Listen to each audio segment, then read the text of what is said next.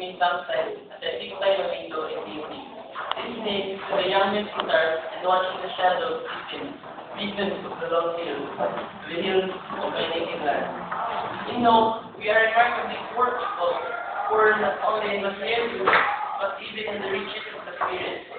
I love that you can claim this a truly national literature.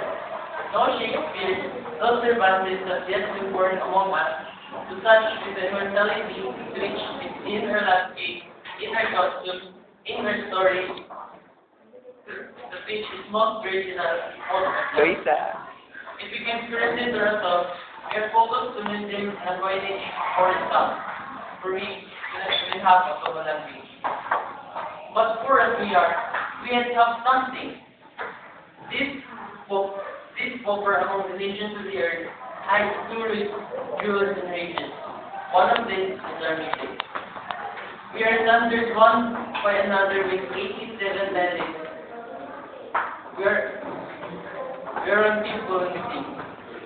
The consumers of the Bulacan awaking the answering chords of flutes of native. In the ragged north, a peasant woman brings her child to sleep, and the guitar listening remembers the great skills and carols in his mother singing self-made songs. We are again one people who pray. This is our other treasure.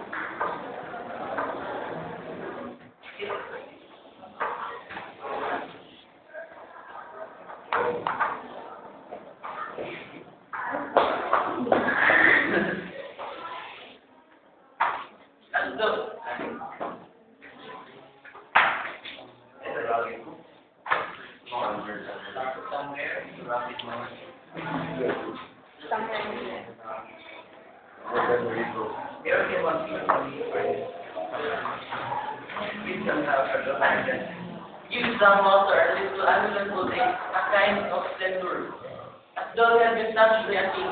And did you ever notice that they are always mingling our religion and our music?